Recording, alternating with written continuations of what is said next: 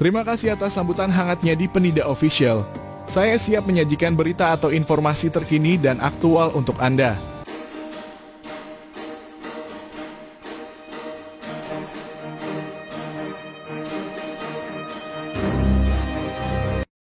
Muhammad Furqon, warga eks Kampung Bayam, dibebaskan dari tahanan kepolisian Resor Metro Jakarta Utara pada Selasa malam, 21 Mei 2024.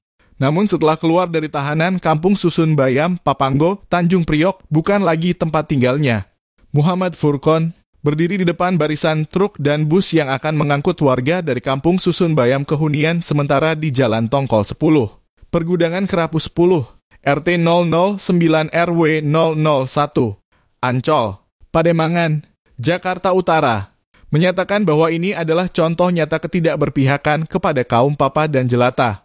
Baginya, air mata yang tumpah bukanlah tanda kebahagiaan, melainkan kesedihan atas ketidakpedulian penguasa terhadap mereka.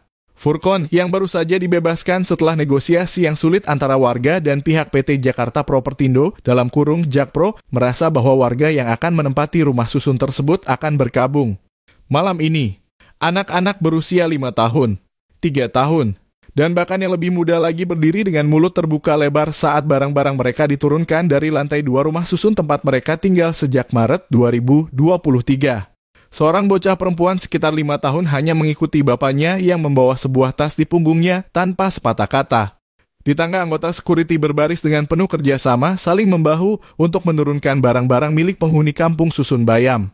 Galon, lemari plastik, kasur, dan barang lainnya tersusun rapi di lantai 1. Warga yang siap pergi terlihat sedih saat melihat barang-barang mereka ditarik turun dari lantai 2. Ekspresi wajah mereka mencerminkan kepedihan akan meninggalkan tempat yang pernah mereka panggil rumah. Seorang ibu duduk hening di teras bagian kanan gedung ditemani oleh putrinya yang berusia sekitar 3 tahun.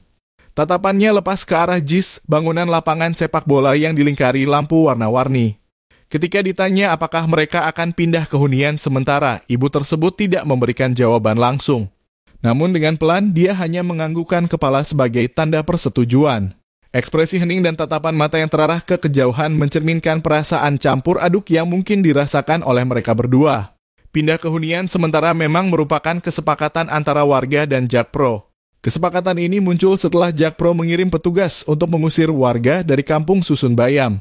Kedatangan petugas ini memicu adu fisik antara kedua kelompok tersebut. Tempo menyaksikan sebuah potongan video yang menunjukkan warga dan petugas security saling dorong di lorong bangunan 3 lantai ini. Konflik tersebut mencerminkan ketegangan yang terjadi selama proses evakuasi dan perpindahan warga dari tempat tinggal mereka yang sebelumnya. Dalam poin kesepakatan yang ditandatangani oleh pihak Jakpro, kepolisian, dan warga, disebutkan bahwa Muhammad Furqon, 45 tahun, termasuk warga yang saat ini ditahan di Kepolisian Resor Metro Jakarta Utara, akan dibebaskan terlebih dahulu selama menunggu proses mediasi yang diselenggarakan Komnas HAM. Furqon, yang mengenakan kopiah hitam, terlihat berkaca saat berbicara tentang warga yang dipindahkan dari Kampung Susun Bayam ini. Meskipun tidak menjawab secara langsung tentang negosiasi selanjutnya setelah warga pindah dari bangunan tersebut, dia menyatakan secara bergurau bahwa dia telah menerima banyak inspirasi selama berada di balik jeruji besi. Furqon, ketua kelompok petani Kampung Bayam Madani, telah memimpin perjuangan untuk mempertahankan warga tetap menempati rumah susun ini meskipun hal itu berujung pada penangkapannya. Setelah ditangkap, ia dijadikan tersangka dengan berbagai tuduhan, termasuk menempati gedung 3 lantai tersebut tanpa izin. Dalam penjelasannya, Furqon menyatakan bahwa namanya, Furqon, memiliki makna untuk membedakan antara hak dan yang tidak sah. Dia menegaskan bahwa dia berjuang untuk hak-hak warga, bukan untuk kepentingan pribadi. Dengan tegas, ia menyatakan bahwa dirinya tidak bersalah atas tuduhan tersebut dan bahwa perjuangannya adalah untuk kepentingan bersama warga.